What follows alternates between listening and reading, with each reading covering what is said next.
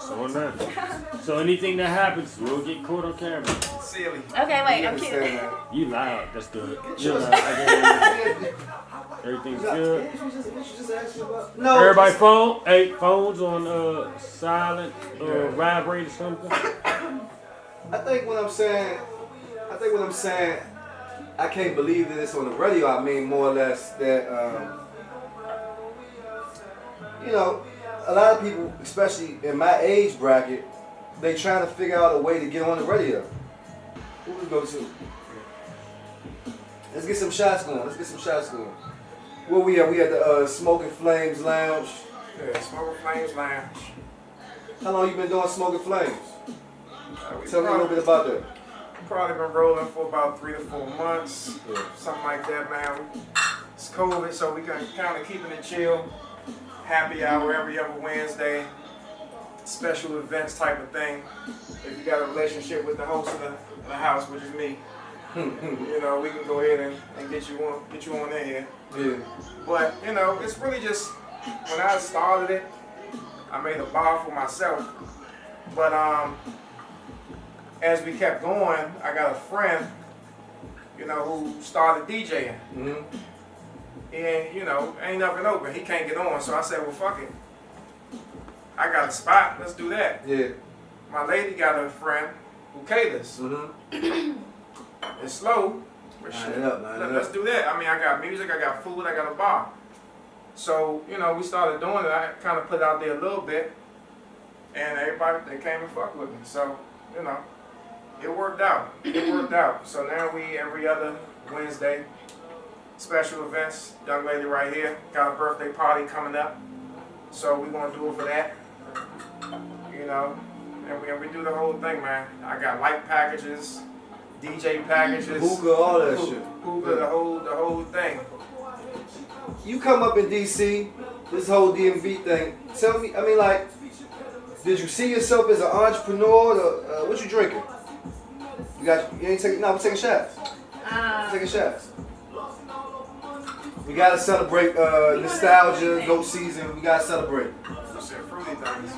No, we taking shots, man. I am supposed to take a Shot, shot. baby. It is. It's a yellow and a pink top back there. Come on, man. Yellow and a pink top. Come on, man. I tell you what, we're gonna give you. She Oh my god. thinks she Okay, in college, so we're gonna treat her like she in college. I'm not. Can I get like some rock? Come on, Man, he man. wants to rock. Alright, I'll tell Alright, you. I see. Niggas. We'll give you the red joint. Boom. Tell me about your business. I know, you know, COVID kind of derailed some shit, but, you know, you in the wellness business, you know, tell me a little bit about that. Was it an easy transition for you? Like, how was that?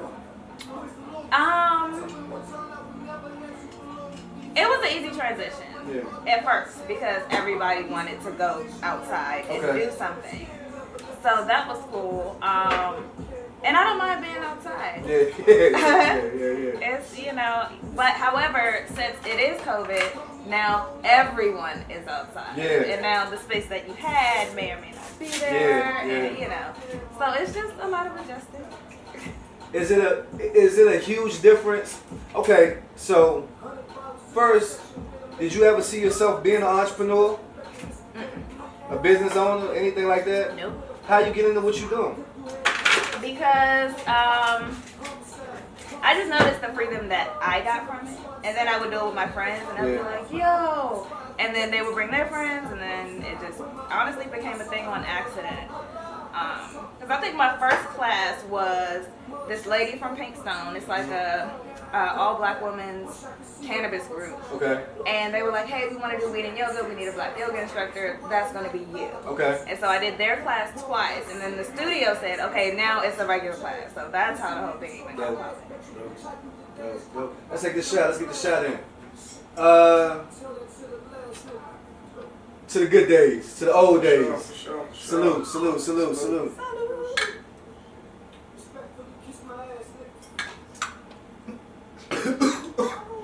And this song, Nostalgia, right? This joint, Nostalgia.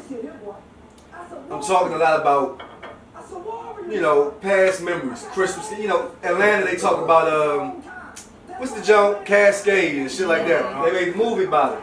But a lot of people don't know we had our own Cascade right here. Christmas skating ring. if you came up before we was able to go party and a lot of shit that we ended up doing, it started right there at Crystal. You remember that shit? What was your, I mean, tell me, what do you remember about just the whole Crystal's thing? It was just fun. Yeah. It was just fun. Like, you go in, you're not drunk, you're not high up. It's just fun. You brush your ass, you laugh, you go home. I remember the dinner. It was IHOP. Was it IHOP across the street? Mm-hmm. Yeah, down the joint. Yeah.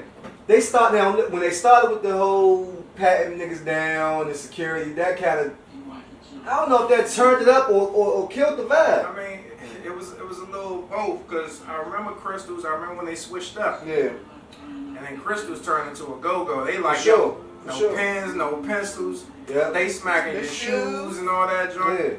And it was like, man, you know, we went because it was a lot of women in there, a lot of little youngins, and we chasing them. But it was like, you know, as soon as you start talking to somebody, boyfriend come up, and there was a fight or something like that.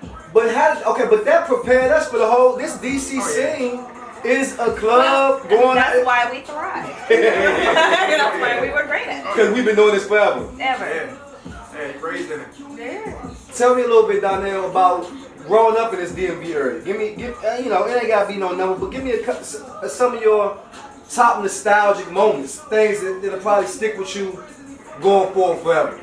Shit you can't shake. What you say with the second shot? Salute. Oh, okay.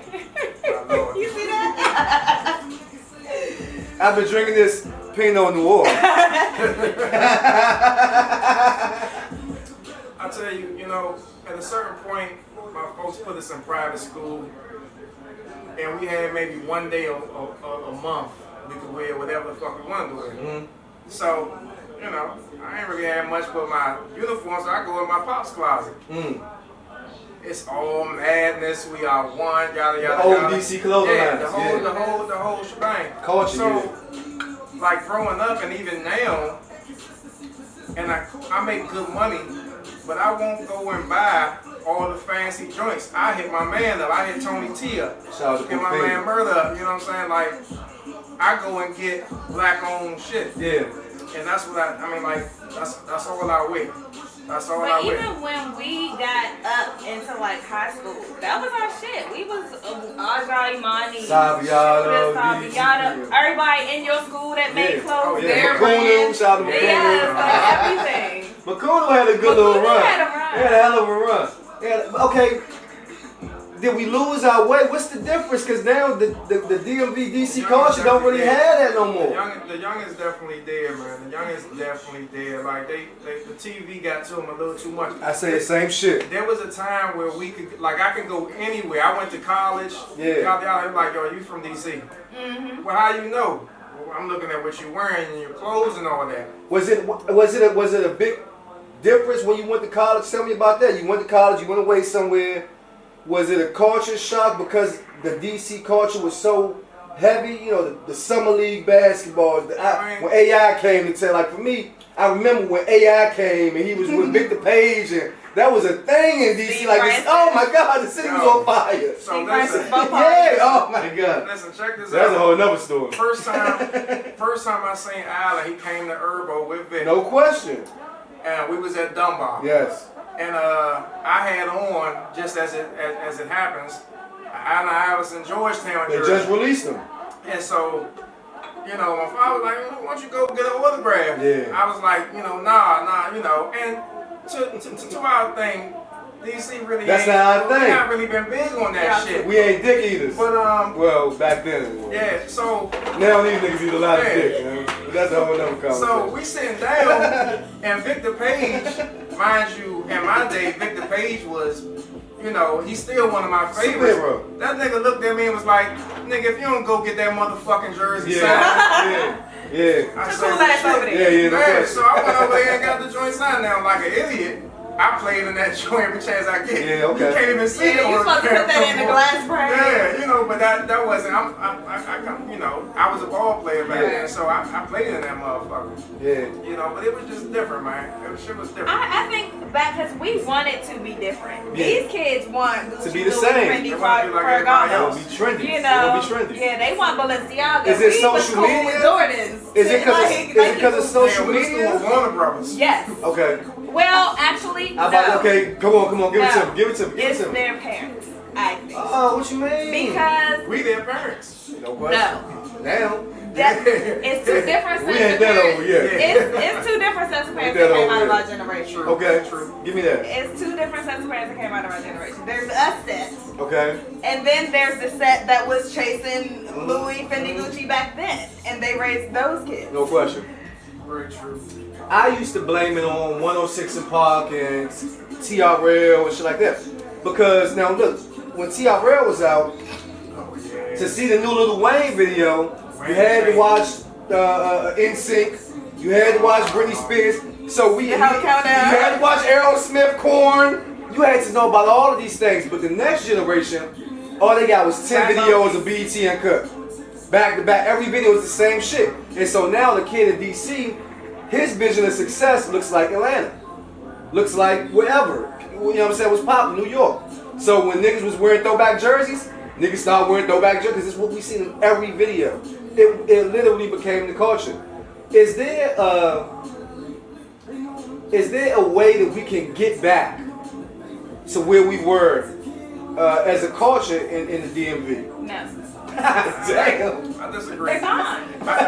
All the culture is. But we still here. We talk about it We right now. still here, yes, but what the culture we follow in DC is dead. Mhm. It's gone. Like even up to last year, ain't no more U Street, H. Like those were That ain't what it staples used for to be, us. yeah. But look, I feel like it's coming back, man. And to be honest, I feel like COVID showed a lot of niggas what they really could do.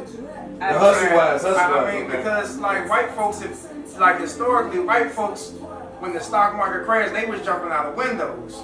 Niggas was finding a way to We survive. resilient. We resilient. So the same thing, like you As got a more black motherfucker. businesses popping up. Like when I do my thing, one of the big things in my happy hour is black business. Nice. I got my DJ, my caterer is black business. My man comes through, he brings me bottles of this Ethel 56. Talk about it. Black business. Yeah. It's a young black lady, I forget her name. Don't Shout out worry. to Ethel You know what I'm 56. saying? But black Our business. cameraman off there, Ethel Yeah. 56 right now. I hope the Exactly. camera ain't Daddy. Exactly. He looks nice and warm over there, guys. And my man OT, he got his clothing line. Yeah. You know what I'm saying? I wear clothing lines. I wear all our shit, and so I got a young daughter. Yeah. She not gonna grow up on this and that. She gonna grow up on black business.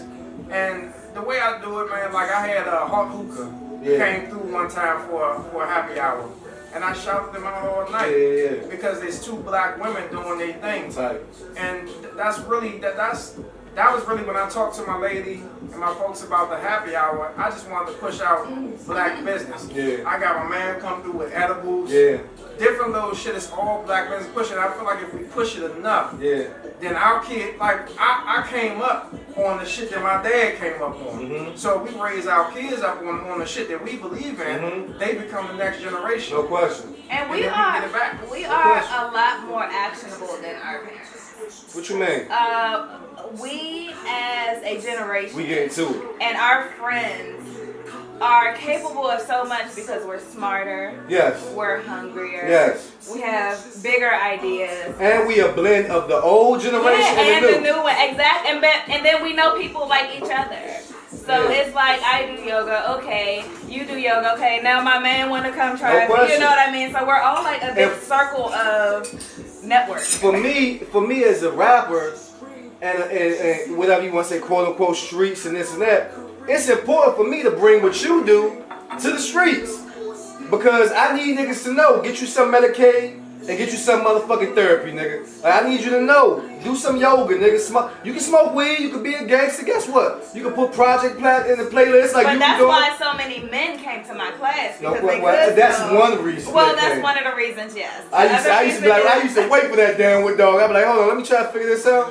Chris, Yeah, we but come it's true. we come to It's true. I was giving their ass all sumo Because round. all of them were just getting one line in the back. And It's I'm all like, question. That's it. but you know, if that's what makes you come to yoga, get it on. That's a because fact. then they start coming for themselves. For themselves, yeah. But if ass gets you in the door, that's fine. We got some of them in the door. It's all good. That's how church work too. That's how everything You know? works. What was some back? You know what I noticed now in the DMV area is that there's even a DMV thing. Back in the day, if you was from PG County, He was a Maryland nigga. right? If you was from, but now a kid at Berry Farms is listening to a rapper from Bethesda. Like it ain't shit. It's true. As long as they using the same lingo, got the Who's from same Bethesda? thing. YBN? I don't know. All 4 these, days? to me, all these niggas. Oh who no, he knows? from Silver Spring. They say, you know, listen, I ain't trying, because this gonna go out, niggas gonna get mad, but like, I ain't from Moe County. Yeah, that's you are. Double S, my nigga. But now, it's always been like that, to be honest with you. Yes. It's all, like, if you come up in PG, I'm not saying Moe County, but if you in PG, right there on them borders, you always been, it always been like this. And now you see it widely accepted. I travel, you travel, you travel. In Atlanta, when I lived there, one of the things I noticed was that a nigga from Decatur was saying Atlanta. A nigga from Riverdale was saying Bankhead, Atlanta. These College Park, Atlanta. They been together. Nigga, it don't matter where I'm from Atlanta, nigga. Stone Mountain, Atlanta. But you know why? It wasn't really Maryland that did that. No. Maryland was cool. It was DC. You ain't from DC. Nigga, it's across the street. Yes, I am. If I cross the street, I'm from DC. Shut your face. You know what I mean? Yeah. But they have always been like Go-Go's. Think back, like they've always been so territorial about where they stay. Yeah, but that's everywhere. That's really everywhere. I Like, can't say that because when I went to college in North Carolina, of course there were hoods that didn't like each other. but South Carolina wasn't beefing with North Carolina. Exactly, and not You even ain't- that. North Raleigh not beefing with South Yeah. Raleigh. You know what I mean? Like it's like nigga, we neighbors. I think it's because, honestly, with a lack of success comes the desperation, and you looking for anything to hold on to. Now we got And some that's your success. hood. Yeah, but now we got some success a little bit in the area. So now a nigga like Corday, a nigga like Wale, a nigga Shy Glizzy, they say he went to school in Laurel. But guess what? He from DC, nigga. The nigga in the new Coming to America. Shout out to Coming to America everywhere. I'm not gonna be a hater like y'all niggas on Facebook. We gonna represent because it's black owned and it's black excellence, homes. So Amazon Prime, go get that new Eddie Murphy. And to be honest with you, the shit was funny to me. And the guy who played his son is from DC. But He graduated from Northwestern. He's from DC. Another thing is sometimes you have to say DC. You got to. Because like I I'm said, not from Baltimore, Ocean City. When I was in college, it's like, where you from? Maryland. What part? Baltimore? Yeah. No. Yeah. And then you gotta be. And then even if you're from somewhere like Laurel, you're not gonna say Laurel because no one knows what Laurel is. Yeah. So the closest big city is DC. I feel like I'm a mutt because, I done spent so much time in all of these places. I done lived in all of these places. Like I say in the song Nostalgia, whatever, I'm talking about 96, we moved to the burbs. I'm talking about Oxon Hill, Temple Hill is Model Heights, right? And if you look now, they call themselves Little Haiti, Little this and that. And but anything back then seemed like, we was coming from southeast to Kentland, northwest to southeast to Kentland. So Oxon Hill, it's a lot of grass around here. You know what I'm saying? So It was a good go-go spot. What? I'm about to say, when I went to school, because we came from Kentland, mind you, we started in Northwest. Right. Went to 7th Avenue. South, yeah. And then ended up in Kentland. Yeah. When I got to Temple Hills, they like, man, Temple Hills up top is beefing with I'm like, y'all serious? Like, y'all serious? Listen. What the fuck? Yeah. But that's just the way it was, you know what I'm saying? Coming up like that, moving around different places, stuff like that. Tell me a little bit about how that affected you as you become a father. The way that shit hit me, man, I feel like I can adapt anywhere. Yeah. You know what I'm saying? You go one place, you go another place. I went to college probably about 3 different times. You know, a nigga gonna fuck up the first one. got to a couple more joints, but I got friends in different pockets. I got friends in different places. Yeah. I've been to North Carolina. I've been to Eastern Shore. Yeah. You know, I've been to Atlanta. I used to go to Atlanta once every 3 months. Yeah. You know, but when you good moving around like that, you feel like you good anyway. Well-rounded. You know what I'm saying? I had a girl that I used to fuck with real heavy. I used to be up in the Bronx all the time. Yeah. And niggas, different in New York. If I could pray there, I can stay there. Yeah, like, I mean, no, but that's real because I didn't know I was that different until I moved to Vegas. Okay. And now, oh, you was in Sin City. And now I'm the black girl. Yeah, you know okay, what I mean? okay. So elementary school, middle school, high school, I went to HBCU. I'm just one of us. Yeah. But here, I'm the black girl, and things are different. different. And they read you different, and they different. talk to Where you your different. bundles at, boo? No question. What's going on here? No Where your question. bundles at? Listen. What did growing up, like you did right here in the DMV area, how did that affect you in Vegas? How was you able to navigate? Did it affect you? No question. Murderland. Murderland. They call it Murderland. It didn't really it didn't really bother me. Okay. Because you gotta be a tough cookie here. You can't you can't just oh my god I can't. So if I would walk into a place and everybody's staring at me, now I feel five times finer. So I'm walking a little taller. You know what I mean? So it didn't make me feel any type of way, but it did make me realize how other people saw black women in the workplace, in a social setting, at school, just different places. And this is your 20s. Yep. So let me ask you a question. What's the biggest difference between what you thought life in your 30s would be as opposed to what it really is? Oh my god, I thought by 30 I was just gonna have it all together. Yeah. And honestly, at 30, I was regrouping. I'm over. I'm like, okay, so that didn't work. Now where are we gonna go? Next chapter. Yeah. That shit's so crazy, man. You know, people don't realize like when they meet you, Time for a shot. when they meet you, they meet you where you at. You know what I'm saying? What you mean? They meet you where you Wherever at. you, okay, when they met you, okay. Like if you meet me now, this nigga got a happy hour bar, he got a daughter, you know what I'm saying? Got this nice house and all that shit. Life was sweet for you. Your dad in the joint, yada yada yada. I'm like, my nigga, you didn't know when I was sleeping on my man's floor with mice coming across. Like I actually worked for my shit. You know what I mean? Like it's a progression. So they don't know about the plans you made that didn't pan out, and you just had to regroup. Or even the setbacks that you had to come back from. Oh yeah, like I probably still started my life over 3 times. That's it. At least. That's it. Hey, fall down 3 times, get up 4. Yeah, absolutely. You fucking right. But the 4th time, you ain't doing none of them shit you did in the first 3 times. You gotta learn from your mistakes. I think for me, I never knew, when you 15, you feel like a nigga who 21 is the king of the hill. Yeah. Right? You feel like the senior in high school is the old head. You don't know they're a year and a half older than you, know what I'm saying? But in your head, this is your old head. And, I thought at 21, I could write my book. And it would be a movie, a bestseller, you know what I'm saying? Like, I thought this was it. Never knew that I hadn't even touched the tip of what my life would be. And I still haven't. I feel stronger in my 30s than some people look and say, man, you still try to do the music thing. You in your third, man, nigga, I'm a better rapper now. I got more stories now. Man, I can fight better now. I can do whatever better now. You know what I'm saying? I'm just more equipped. You know what I mean? I'm just more equipped. Okay, well, let me ask you this. Talk that shit. Because, the music scene a little different now. Okay. So how do you feel about feeling stronger, bigger, better? Yeah. But Lil Pow Wow got a #1 hit because he got to catch a hook. It depends what success. Whoever. For me, it's like we define our own success. And it's like, what do I want? So for me, I know that these things can be manipulated.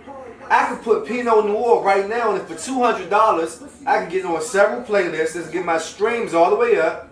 For $100, I could pay for followers and likes and shit right? So I know that these things... So do you think it's easier to propel yourself now? I think it can be, but I think for me, I think it's beautiful. I think I'm in a beautiful predicament because I think the music is getting better. I think I'm getting better, and as a black man, you know, black don't crack, and I can still, you know, I'm not an old looking nigga. You know what I'm saying? I can still pass, and you know what I'm saying? You cut your hair. No, have I cut my hair? You're giving 26 right now. Listen, that's what I'm saying. That's what I'm saying. Look at 2 Chainz and Rick Ross and Jeezy and Eminem and these niggas who ain't blow up till they 30-something. Exactly. You know, Ross might be 47 years old. He only been around for 10 years, right? That we seen him. Yeah. But the beautiful part is, we still don't look at Ross like that. We love Ross. Jay-Z's 52. And just put out one of the best verses of his career. I ain't gonna lie to y'all though. I like. Rest in peace. I like the old Jay-Z, Jeezy, yeah, 2 Chainz. I don't like these new old rapper niggas. I don't. Who's the new old rapper niggas? The same ones I just said. I like the young version of them. But this older version, you know, it's just like I already made it, so all I gotta do is make the beat nice. I love it though. I love it. I like for me, every new Jay-Z song that does good gives me an extra 10, 20 years. Like, nigga, keep putting music out. Because that gives me more window. I think, you know, for hip-hop, because it was such a young generation, and DC never was a hip-hop town. Now, I had to move and build a buzz and come back. But now we getting there, and I'm getting better. And not only am I getting better at rapping, I'm getting better at building content. I'm getting better at just all of this shit, all marketing. Like building websites that you want. No question. I think I'm getting better all around, stronger, right? And so now that I'm the old head and the OG to these young artists, not only I'm playing LeBron James. That's why I say in the song Pinot Noir, you know, young LeBron James, Floyd LBJ, because I feel like, man, I could shoot better. I'm passing better. I could dribble better. I got more moves in the post. I can strap you up out here. Like, I'm better. I can make better flyers. I do my graph. I do all of that shit. And I'm not the young nigga who don't know what I'm doing no more. I can really... Well, you know, but one thing... You fucking right. We were never... We can win. But we and I'm okay being 35 and winning. But we thought we didn't know anything. But whole time we've been programming since we were 12. No question. Yes, yeah. We have been writing languages. We have been incorporating graphics and video and music almost our entire lives. Last question. We get before the shot. Listen, Smoking Flames Lounge. You know, let me ask you something, Chris. If you could tell your younger self one thing, you got a chance to give your younger self one message, what would it be? Love later. What the fuck? What you mean? Break it down. Love later. Love later. Poor guys. She's loving later. You understand what I'm saying? She's loving later. No, seriously, because, you know, I got into a serious relationship right out of college. So I'm in Vegas, I'm doing, you know what I mean? And honestly, I feel like in my 20s in Vegas, I should have been a whole go-go dancer. Right. Like, just living my entire best life instead of, you know, living my life for this man that I don't even want to talk to now. Yeah, you know what I mean? Yeah. So just putting relationships to the side and figuring your thing out without them. That shit go both ways though. No, I'm not saying it doesn't. And so let me tell you how, because I ended up in a situation where I was spiraling, and I was probably drinking Everclear and 151 every day. Heavy shit. And that relationship that I ended up in saved my life. Turned into an alcoholic. That relationship I was in saved my life. She said, "Man, listen, you're gonna have to choose. It's gonna be the bottle. It's gonna be me." Now the flip side is that she became my crutch. Yeah. But where I was going, you needed a crutch. Yeah, I needed that. So I mean, there's good and bad. There's definitely good and bad to it. But I just feel like my younger self striving to be in this relationship and get married and have children. Like, I mean, yes, at that time, yes. A little light skinned nigga. Yes. I remember looking at the picture like this. And he don't want to slap a little light skinned nigga for $30. Is this your king? Right, and don't get lost in your relationship. I guess is the moral of the story. Okay, I'm with that. I dig that. What about you? Message to your younger self. Message to my younger self. When I was You younger. got project. When I was younger. Flexing.